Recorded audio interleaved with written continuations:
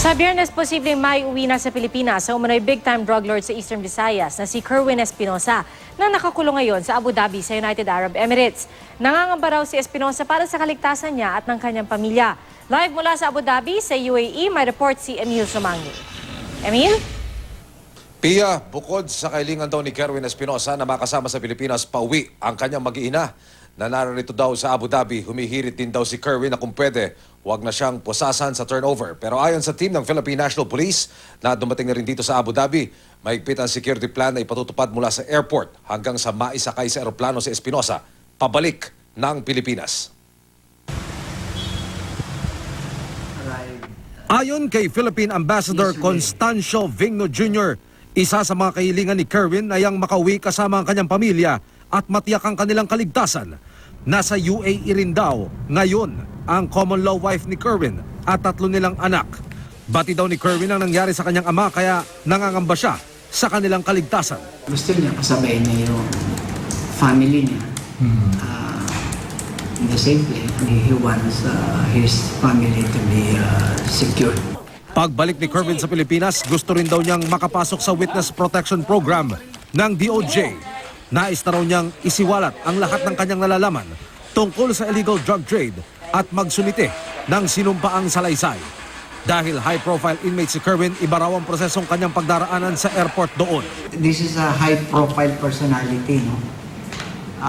He is not going to be mixed with other people. So, he will have his own immigration, he will have his own way going to the plane.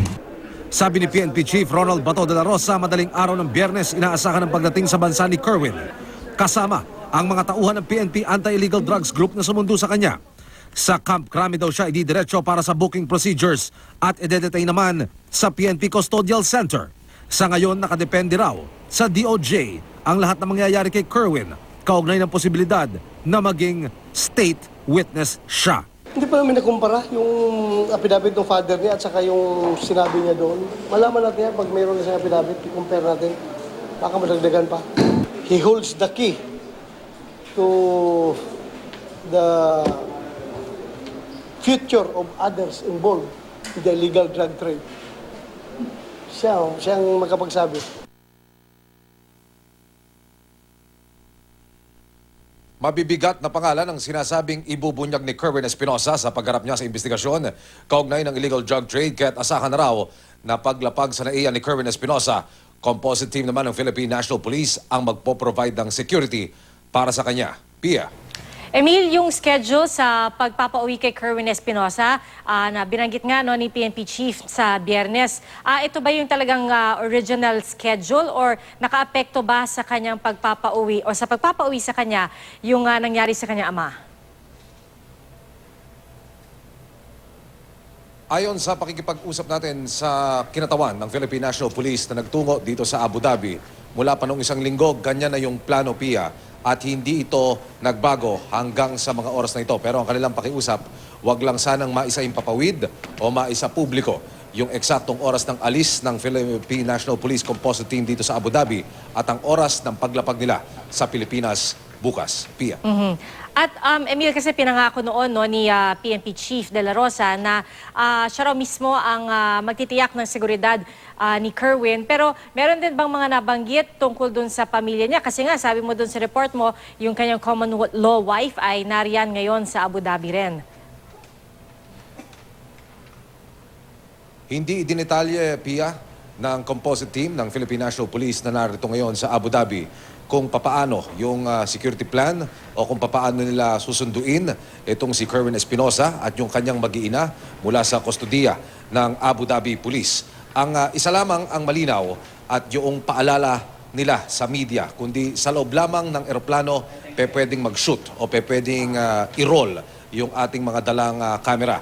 Mula daw sa airport, hindi nila pahihintulutan yung media coverage. At ang sabi rin at ang paalala rin ng Abu Dhabi Police, sa oras na ma-turn over lamang si Kerwin Espinosa at yung kanyang mag-iina sa loob ng eroplano, doon lamang pwedeng i-cover. Hindi masyado malinaw o hindi masyado nagbigay pa ng karagdagang impormasyon ang PNP.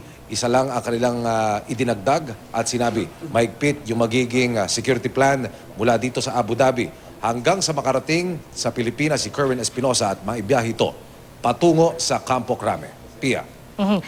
So very clear, Emil, no, yung paghigpit nila ng seguridad. Isang tanong na lamang, no, nabanggit ba sa inyo ni Ambassador or naikwento kung paano nila ibinalita kay Kerwin Espinosa yung nangyari sa kanyang ama at kung ano ang kanyang initial na reaksyon? Kasi sabi mo nga siya mismo sa ngayon no, ay nangangamba. Pero ano yung kanyang naging initial na reaksyon? Walang ibinigay na official statement ang Embahada ng Pilipinas dito sa Abu Dhabi tungkol doon sa mga naging reaksyon ni Kerwin Espinosa nang i-break sa kanya o nung makarating sa kanya yung balita tungkol sa sinapit ng kanyang ama. Pero ang tangi lamang daw pakiusap ni Kerwin Espinosa matapos na pumutok itong balita at makarating sa kanya impormasyon na napatay ang kanyang ama, yung seguridad niya.